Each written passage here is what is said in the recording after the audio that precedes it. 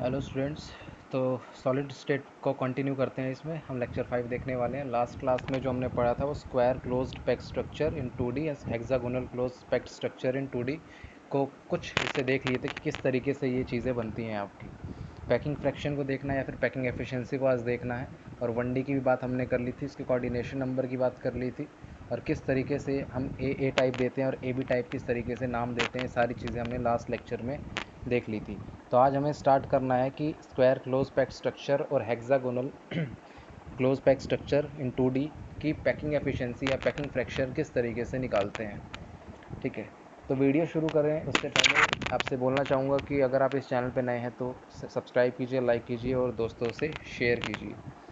और अब जो है सॉलिड स्टेट को शुरू करते हैं लेक्चर 5 के, इस तरीके से किस तरीके से पैकिंग एफिशिएंसी हम निकालते हैं। तो लास्ट क्लास में आप जैसे मैं बता देता हूँ, थोड़ा रिवाइज करवा देता हूँ आपको किस तरीके से हमने बनाया था। इस तरीके से कुछ बनाया था लास्ट क्लास में। एटम के नीचे एटम रख रहे थे, हम क्या बना रहे थे, ए टाइप रीअरेंजमेंट बना रहे थे 2D में, और उसको SCP नाम दे रहे थे, स्क्वायर क्लोज पैकिंग।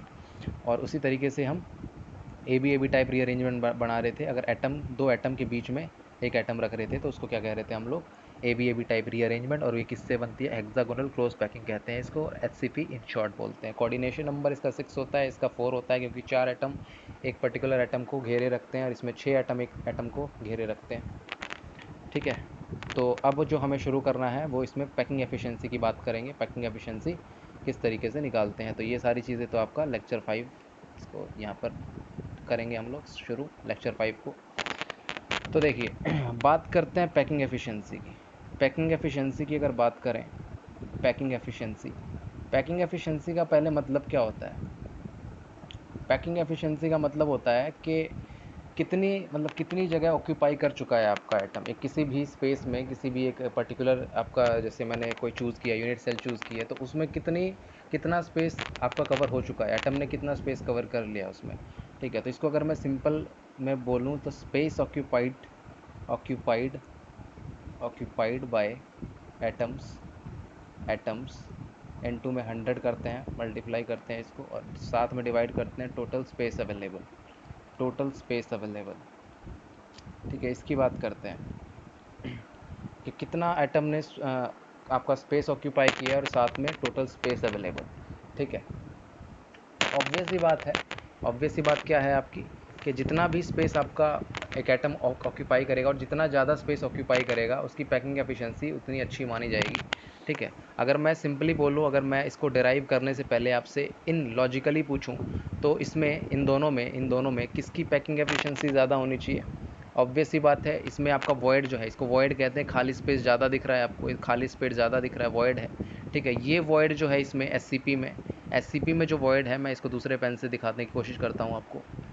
ये इस तरीके से, ये जो वॉइड है यहाँ पर, इस वॉइड को किसने भर दिया है, यहाँ पर इस एटम ने भर दिया है। HCP ने इस वॉइड को इस एटम ने भर दिया है। सिमिलरली आगे जो वॉइड बन रहे हैं, और इसको किसको भर दिया, किसने भर दिया, इस एटम ने भर दिया है। तो कहीं ना कहीं जो पैकिंग एफिशिएंसी है HCP की, अगर लॉजिकली देखें तो ज़्यादा आने वाली है। ठीक है, अब इसको मैथमेटिकली कैसे प्रूव करेंगे वो हम देख लेते हैं। ठीक है, तो लेकिन लॉजिकली HCP की आपकी ज़्यादा ही आएगी, कितनी ज़्यादा आएगी हम वो मैथमेटिकली देख लेंगे अपना। तो चलिए देखते हैं इसको।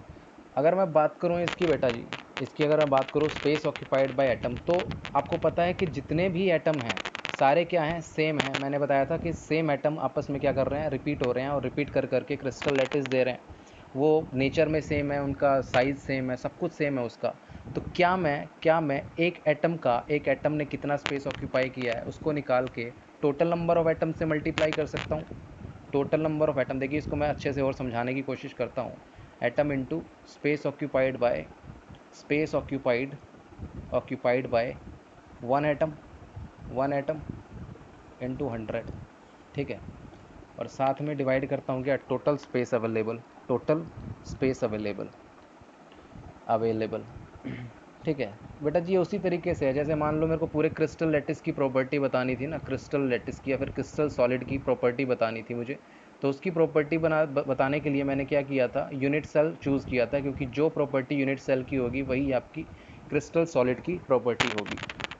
ठीक है, तो सिमिलरली मैं पैकिंग एफिशिएंसी निकालने के लिए, जब मैं एटम सेम रख रहा हूँ, सेम साइज़ रख रहा हूँ, तो इतने सारे एटम के बारे में जानने से अच्छा है मैं किसी एक एटम के बारे में जान लूँ और बाकी उसको मल्टीप्लाई कर दूँ तो हमें क्या आ जाएगा, टोटल स्पेस आ जाएगा ऑक्यूपाइड बाय एटम। मतलब एक एटम का स्पेस निकाल के बाकी जितने भी एटम हैं उनसे मल्टीप्लाई कर दोगे तो आपको कितना आ जाएगा, टोटल आपकी मतलब स्पेस ऑक्यूपाइड बाय एटम्स आ जाएगा। क्योंकि सारे एटम क्या हैं, सेम है, तो सारे की क्यों निकालूँ, मैं पागल थोड़ी ना हूँ कि सबकी निकालता फिरूंगा, एक की निकाल लेता हूँ, बाकी इससे मल्टीप्लाई कर दूंगा क्योंकि सब सेम है, मुझे पता है। और नीचे क्या लिखते हैं, टोटल स्पेस अवेलेबल। जैसे कि मान लो एक क्यूब ले लिया, क्यूब का जो भी होगा क्यूब लेंगे 3D में, 2D में क्या लेंगे हम देख लेंगे किस तरीके से हम लोग लेते हैं, ठीक है। स्क्वायर ले रहे हैं 2D में, SCP ले रहे हैं 2D में, ठीक है। इस तरीके से हमको करना है। तो अगर मैं बात करूँ किसकी, पहले मैं बात करूँगा आपका SCP की बात कर लेते हैं। SCP की बात कर लेते हैं। जैसे कि आपका SCP ये था, इस तरीके से था, मैं फिर से बना देता हूँ, सॉरी SCP की बात कर लेते हैं, स्क्वायर क्लोज पैकिंग की। एटम के नीचे एटम था आपका, ठीक है। तो अगर मैं इसकी पैकिंग एफिशिएंसी निकालना चाहूँगा, तो जैसे मैंने एक स्पेस सेलेक्ट करना होता है हमेशा, ऑब्वियस सी बात है, टोटल स्पेस अवेलेबल। मैं इसमें ही क्या करता हूँ, एक स्पेस अवेलेबल जितने भी हैं, मतलब एक स्पेस को चूज़ करता हूँ। जैसे मैंने ये चूज़ कर लिया, स्क्वायर बन रहा था, स्क्वायर को चूज़ कर लिया मैंने, ठीक है। मुझे पैकिंग एफिशिएंसी निकालनी है। अच्छा, टोटल नंबर ऑफ एटम का क्या मतलब था, मैंने आपको बताया था टोटल नंबर ऑफ एटम का मतलब होता है कि Z है, ये Z है, ठीक है। कि टोटल एटम का कंट्रीब्यूशन कितना है कि पर्टिकुलर यूनिट सेल में टोटल मतलब कितने एटम का आपका कंट्रीब्यूशन है, ठीक है, वो Z होता है आपका। तो Z निकालना भी सिखाऊंगा और किस तरीके से क्या हो सब कुछ सिखाऊंगा आपको, चिंता मत करो। तो यहाँ पर मैंने स्क्वायर क्लोज पैकिंग को चूज़ कर लिया है। तो सबसे पहले मेरे को पैकिंग एफिशिएंसी का फॉर्मूला पता होना चाहिए कि ये होता है Z into space occupied by one atom और टोटल स्पेस अवेलेबल, जैसा कि मैंने ऊपर लिखा है टोटल स्पेस अवेलेबल। और इसको मैं करता हूँ मल्टीप्लाई किससे, 100 से मल्टीप्लाई करता हूँ तो आपका पैकिंग एफिशिएंसी या पैकिंग फ्रैक्शन आपका आ जाता है, ठीक है। अब देखो टोटल स्पेस अवेलेबल क्या है इसमें, टोटल स्पेस देखो ये एक्चुअली में 2D पूछ रहा है। तो एक चीज़ ध्यान रखना, हमेशा क्या याद रखना है आपको, याद ये रखना है कभी भी टोटल स्पेस की अगर बात करोगे आप, टोटल स्पेस की बात करोगे, ठीक है, तो क्या लोगे आप टोटल 2D में, तो आपको क्या लेना है, एरिया लेना है, एरिया, ठीक है, एरिया। और 3D में क्या लेना है आपको, 3D में वॉल्यूम लेना है, 3D में वॉल्यूम लेना है, ठीक है। टोटल स्पेस की बात करेंगे तो यहाँ पर क्या है, स्क्वायर है, स्क्वायर का एरिया क्या होता है आपको पता है, A इंटू ए, स्क्वायर की सभी साइड एक जैसी होती है तो A स्क्वायर लेते हैं, ठीक है। 3D में हम क्या लेते हैं, LBH, length into breadth into height, देखेंगे किस तरीके से लेते हैं, तो उसमें A क्यूब लेते हैं, ठीक है, पहली चीज़। दूसरी चीज़ है कि आपकी स्पेस ऑक्यूपाइड बाय, मतलब एटम जो स्पेस ऑक्यूपाई कर रहा है, एटम कौन से मतलब किस तरीके, उसका टेक्सचर क्या होगा, उसका मतलब शेप क्या होगा। तो आपको पता है कि जो एटम होता है वो सर्कल होता है आपका, एटम सर्कल होता है, किस में, सर्कल होता है, किस में, 2D में। और 3D में क्या होता है, 3D में आपका स्फीयर कंसिडर करते हैं, ये 3D में होता है, ठीक है। अगर सर्कल की बात करूँगा तो space occupied by one atom क्या लूँगा, इसका एरिया लूँगा। आपका सर्कल का एरिया क्या होता है, पाई आर स्क्वायर। तो आपको पता है Z into pi R square, ये लगा दूंगा मैं। और टोटल स्पेस अवेलेबल जैसे कि 2D है तो 2D में तो क्या लगाएंगे, A स्क्वायर लगाएंगे, क्योंकि स्क्वायर ले रहे हैं हम, स्क्वायर को चूज़ किया है हमने, तो ये A स्क्वायर निकाल लिया। तो देखो पाई पता है हमें, आर पता है, आर का रिलेशन हम निकाल चुके हैं लास्ट क्लास में, A इक्वल टू 2R आता है, ठीक है। तो 2R पुट कर देंगे यहाँ पे A में, इसमें पुट कर देंगे 2R, तो R से R कैंसिल हो जाएगा, देखते हैं। लेकिन एक चीज़ हमारे पास अभी भी नहीं है, वो क्या है बेटा जी, वो है Z की वैल्यू। Z की वैल्यू कैसे निकालेंगे, तो Z की वैल्यू को निकालना मैंने सिखा रखा है आपको। देखो Z की वैल्यू अगर निकालो, चलो पीछे ही निकाल देता हूँ आपको साथ साथ समझा के। देखो Z की वैल्यू अगर मैं निकालना चाहूँ तो यहाँ पर देखना, यहाँ पर Z निकालने के लिए आपका एक फॉर्मूला होता है, क्या होता है, angle inside unit cell, inside, ये दिख नहीं रहा होगा आपको, ठीक से दूसरे पेन से लिखता हूँ, एंगल इनसाइड यूनिट सेल और टोटल एंगल। तो देखो टोटल एंगल कितना होता है, टोटल एंगल अगर मैं पर्टिकुलर की बात करूँ, ये टोटल एंगल कितना होगा, ये पूरा एंगल कितना होगा, 360 होगा, 360 होता है टोटल एंगल, तो 360 हो जाएगा ये। और एंगल इनसाइड कितना है, देखो ये स्क्वायर है ना, स्क्वायर है, तो स्क्वायर का आपका कितना होता है, 90 डिग्री होता है एक स्क्वायर, 90 डिग्री का एंगल होता है, ठीक है। एक का कितना है, 90 डिग्री होता है। तो यहाँ पर ऐसे कितने स्क्वायर है, 4 और स्क्वायर है, मतलब 4 और ऐसे एंगल हैं, 1 2 3 और ये 4, ये चौथा ये है, ठीक है। तो एक का 90 होगा तो 4 के भी 90 होंगे, तो 4 इंटू 90 कर देंगे, और ये कितना आ जाएगा, ये आपका कितना आ जाएगा 9, ये पूरा 1 ही आ जाएगा आप काउंट करोगे तो यहाँ पर Z की वैल्यू क्या पुट करेंगे, Z की वैल्यू आपकी आ जाएगी 1 आ जाएगी। यहाँ पे कंट्रीब्यूशन ही निकाल रहे हैं ना, Z क्या होता है, कंट्रीब्यूशन ही होता है कि कितना कंट्रीब्यूट कर रहा है आपका यूनिट सेल में। तो इस तरीके से हम क्या लिखेंगे, 1 इंटू पाई आर स्क्वायर लिखेंगे। और उसके बाद ए स्क्वायर लिखेंगे, और ए को मैंने बताया था कि ए को किस में लिखना है आपको, 2r लिखना है, तो 2r में 2r का स्क्वायर आ जाएगा इक्वल टू 2r स्क्वायर होता है, मैंने निकाल के दिखाया था आपको। तो इसको आप सॉल्व करेंगे तो r से r स्क्वायर कैंसिल, तो π/4 आएगा ये अराउंड इस तरीके से, और इसकी वैल्यू जो आएगी 0.78 इंटू 100 करोगे आप, ठीक है, तो आपकी क्या आ जाएगी 78.5% के अराउंड इसकी पैकिंग एफिशिएंसी आती है किसकी, SCP की, ठीक है। ये तो आपकी SCP की बात रही, और मैंने आपको बता दिया कि HCP की जो HCP हेक्सागोनल क्लोज पैकिंग की जो पैकिंग एफिशिएंसी आनी है वो इससे ज़्यादा ही आनी है, क्योंकि आपके वॉइड के ऊपर एटम रखा हुआ है, तो मतलब वॉइड में एटम रखा हुआ है, स्पेस वहाँ पे मतलब खाली नहीं रहा होगा, अब एटम रहा होगा वहाँ पे, ठीक है। तो SCP की वैल्यू आपकी ज़्यादा आएगी एज़ कंपेरिजन टू SCP, ठीक है, स्क्वायर क्लोज पैकिंग से ज़्यादा आएगी आपकी किसकी, SCP की। तो देख लेते हैं, SCP की तो 78% आ गई आपकी। फिर मैं अगर बात करूं HCP की, SCP में आपको पता है कि इस तरीके से एटम अरेंज होते हैं, ये देखो इस तरीके से होते हैं, ऐसे एटम आपके अरेंज होंगे। तो मैं एक पर्टिकुलर कोई भी एटम चूज़ कर लेता हूं, जैसे कि मैंने ये एटम चूज़ कर लिया आपका, ये वाला इस तरीके से मैंने चूज़ कर लिया, ये लो। तो सिमिलरली मुझे भी इसकी पैकिंग एफिशिएंसी निकालनी पड़ेगी। पैकिंग एफिशिएंसी आपको पता है Z into space occupied by one atom, और इसको मल्टीप्लाई करते हैं 100 से, और डिवाइड करते हैं टोटल स्पेस अवेलेबल, ठीक है। ये हम नीचे लिखते हैं इसके।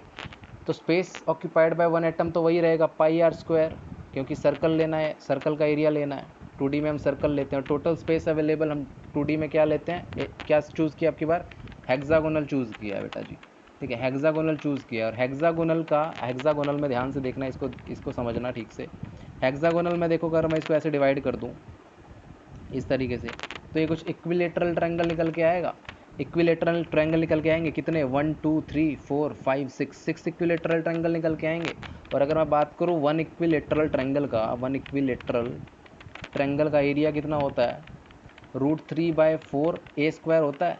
ये क्या होता है, इक्विलेटरल ट्रायंगल का एरिया। और ऐसे कितने इक्विलेटरल ट्रायंगल है, 6 इक्विलेटरल ट्रायंगल है, तो 6 से मल्टीप्लाई करेंगे इसको, ठीक है। ये इसका क्या आ जाएगा आपका एरिया, मतलब एरिया आ जाएगा आपका, जो भी टोटल स्पेस अवेलेबल है ये आ जाएगा, ठीक है, टोटल स्पेस अवेलेबल आ जाएगा। तो इसको मैं क्या लिख सकता हूँ, √3/4a²। अब a² को मैं क्या लिख सकता हूँ, 2r लिख सकता हूँ, क्योंकि मैंने निकाल चुका हूँ इसका रिलेशन।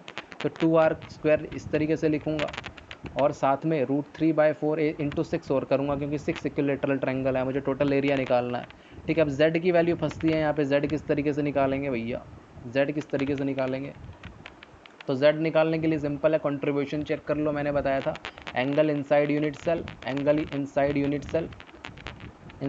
सेल अपॉन में टोटल एंगल तो कितना होने वाला है आपका, टोटल एंगल कितना होने वाला है, टोटल एंगल तो होने वाला है 360, क्योंकि देखो ये है ना आपका यूनिट सेल, ये हेक्सागोनल क्लोज पैकिंग, ये हेक्सागोनल जो है यूनिट सेल है। तो यहाँ पर आप देख सकते हो, तो टोटल एंगल जो एटम होगा 360 होगा, ये पूरा 360 है, लेकिन ये कंट्रीब्यूट कितना कर रहा है, ये कर रहा है 120 डिग्री, 120 डिग्री कंट्रीब्यूट कर रहा है ये, ठीक है, 120 डिग्री।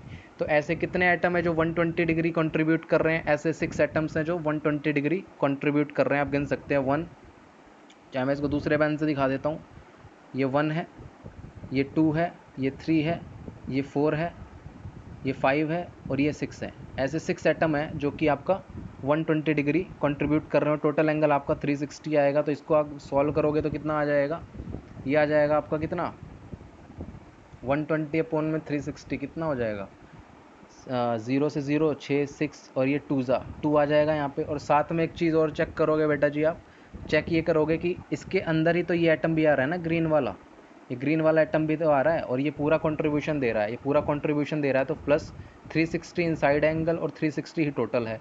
तो इससे कितना आएगा, 1 निकल के आएगा, 1 निकल के आएगा। तो 2 + 1 कितना हो जाएगा, 3 हो गया। z की वैल्यू कितनी आ गई आपकी, z = 3 आ गया आपका। तो z को 3 पुट करो, नेक्स्ट पे करवाते हैं, देखो z को पुट करो, क्या 3 पुट करो, 3 × πr² अपॉन में √3/4, और 2r का स्क्वायर की जगह 4r² मैं लिख सकता हूँ, और इंटू में 6, तो r² से r² कैंसिल हो गया, ठीक है। इसको सॉल्व करने के बाद बेटा जी आपका आंसर आएगा 90% के अराउंड आएगा, 90.5 90% के अराउंड।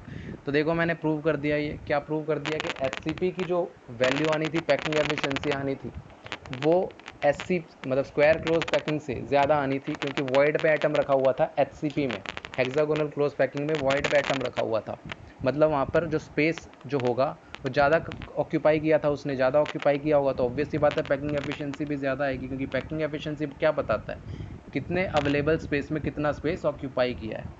ठीक है, अगर मैं सिमिलरली ऐसी बात करूं कि अगर एक कमरे में, एक रूम में 10 बच्चे हैं, ठीक है, और एक रूम में 50 बच्चे हैं, तो सबसे ज़्यादा पैकिंग एफिशिएंसी किसकी आएगी, जिसमें 50 बच्चे होंगे वो ज़्यादा स्पेस ऑक्यूपाई करेंगे एज़ कंपेरिजन टू जिसमें 10 बच्चे हैं या फिर जो कम है उससे। ठीक है, इस तरीके से देख सकते हैं। तो इस तरीके से बेटा जी पैकिंग एफिशिएंसी निकालते हैं। तो अगर मैं इसकी समरी दे दूँ एक, अगर मैं इसको समराइज़ करवा दूँ तो समराइज़ में इस तरीके से होगा, पहले हमने 1D पढ़ा जिसमें हमने कोऑर्डिनेशन नंबर इसका 2 देखा, उसके बाद हमने 2D देखा जिसमें हमने दो तरीके से पढ़े, एक SCP पढ़ा और एक HCP पढ़ा। ठीक है, उसके बाद कोऑर्डिनेशन नंबर इसका हमने 4 निकाला था, क्योंकि 4 एटम सराउंड कर रहे थे एक पर्टिकुलर एटम को, इसको 6 निकाला था, इसमें 6 एटम पर्टिकुलर 6 एटम जो थे एक एटम को, पर्टिकुलर एटम को सराउंड कर रहे थे। इसमें पैकिंग एफिशिएंसी हमने कितनी निकाली, 78% निकाली, 0.5% अराउंड। इसमें कितनी निकाली पैकिंग एफिशिएंसी, इसमें निकाली 90.5 या 90% निकाल लो, कुछ भी लिख सकते हो आप। ठीक है, ये निकाल ली हमने। ठीक है, इस तरीके से निकाल ली हमने परसेंटेज। तो ये इसका क्या है, समराइज़ है ये। वर्ड्स भी प्रेजेंट होते हैं, कौन से वर्ड प्रेजेंट होते हैं उसके बारे में बताएंगे। हालांकि जो HCP में होता है आप लिखना चाहो तो लिख सकते हो, ट्रायंगुलर वर्ड प्रेजेंट होता है। ट्रायंगुलर वर्ड कैसे प्रेजेंट होगा, जब मैं वर्ड के बारे में बात करूंगा तो अच्छे से बताऊंगा। इसमें स्क्वायर वर्ड होता है, क्योंकि स्क्वायर होता है ना, इसमें स्क्वायर वर्ड प्रेजेंट होता है। ठीक है, इसमें ट्रायंगुलर, चलो इसमें साथ साथ बता भी देते हैं ट्रायंगुलर वर्ड कैसे होता है। देखो ये कुछ इस तरीके से होता है ना, इस तरीके से ये आपस में इस तरीके से ज्वाइन होते हैं, है कि नहीं। ये 3 एटम के बीच, दो एटम के बीच में एक एटम आता है, तो यहाँ पर क्या बनता है, एक ट्रायंगल ही बनता है, जिसकी वजह से इसको ट्रायंगुलर वर्ड भी बोलते हैं। तो इसको मैं और अच्छे से बताऊंगा जब मैं वर्ड्स के बारे में बात करूंगा। तो ये आपकी समरी थी, आपका SCP और SCP का आपका कंप्लीट होता है। और नेक्स्ट क्लास में हम जो करेंगे अरेंजमेंट इन 3D पढ़ेंगे, जिसमें हम SCC और फिर BCC, FCC और HCP इन 3D की बात करेंगे। ठीक है, तो अगर आपको ये वीडियो पसंद आई है तो इसको सब्सक्राइब करके लाइक ज़रूर कीजिएगा और दोस्तों में भी शेयर कीजिएगा। और मिलते हैं नेक्स्ट वीडियो में अपनी 3D अरेंजमेंट के साथ। तब तक के लिए अलविदा, बाय बाय, टाटा।